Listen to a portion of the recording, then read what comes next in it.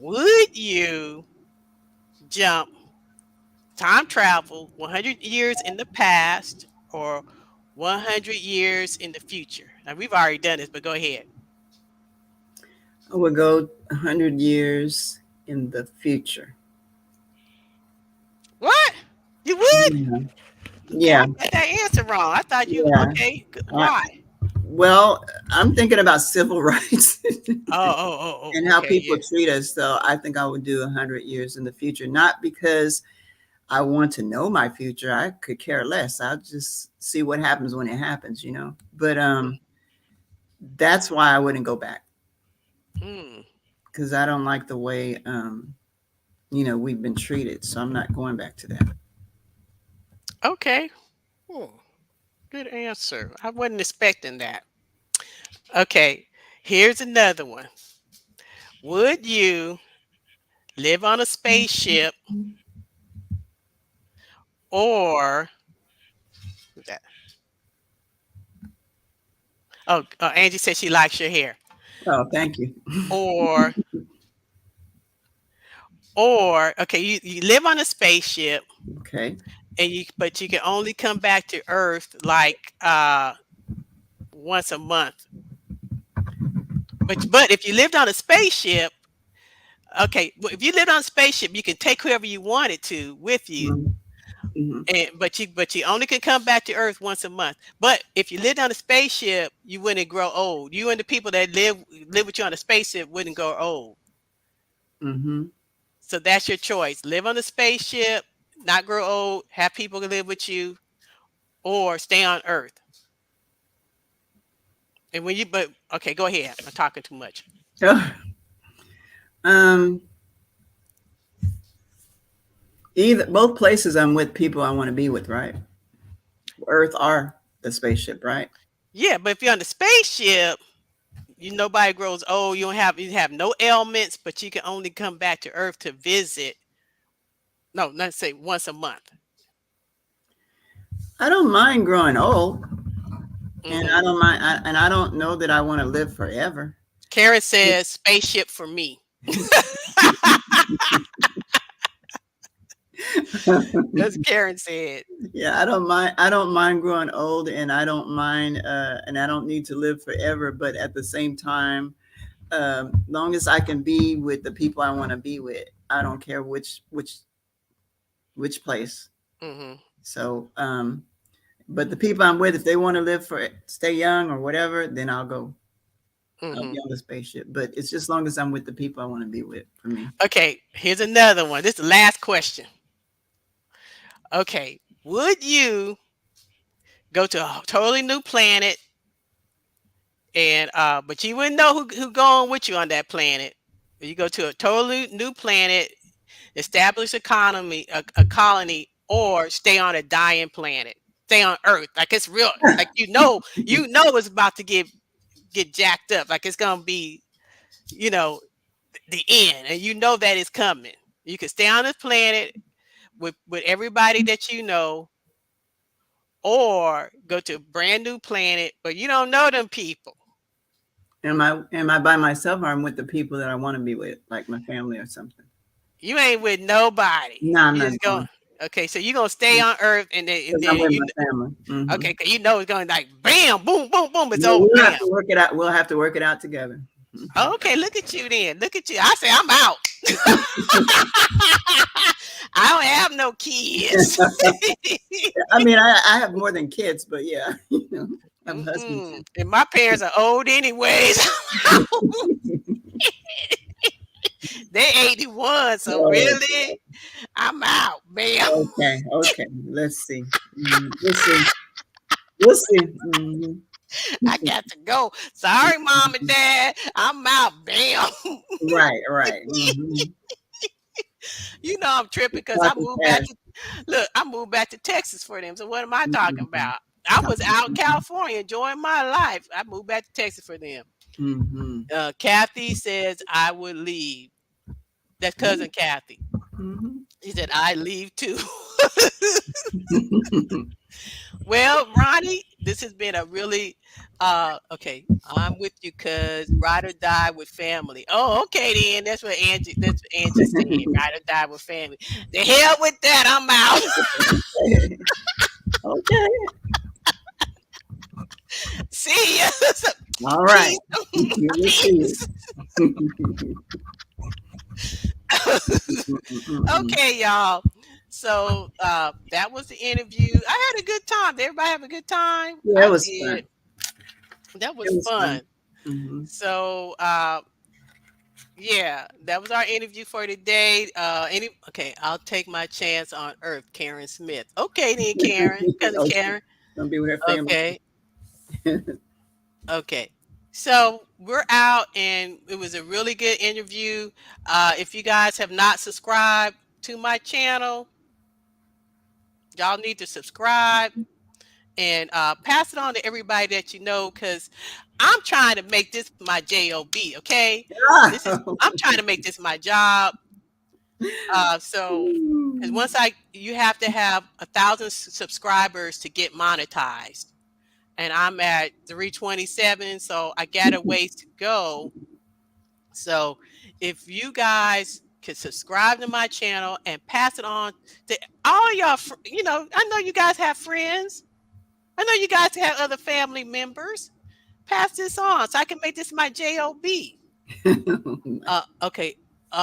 Man says interview Uncle William. He's not gonna. My dad would not do this. He does not like to be in any type of media. He don't want people knowing his business, as he says. And there's none. Yeah, there's no business to know. There's none. There's no business. No. When I was working at the newspaper, I was not allowed to mention his name in the newspaper when I did a piece on Grandma Bernice. So no, that's not going to happen. Earl Rogers, LOL, try daddy. Oh yeah, your father. Yeah, I do want to Told you. talk to your father. I told Veronica mentioned that yesterday. you. Hmm. Interview Uncle Earl. Yes, that would be a good interview. Okay, everybody, we're out. All right. Bye. Peace. Bye. Yeah, we'll see you. Bye bye. Bye.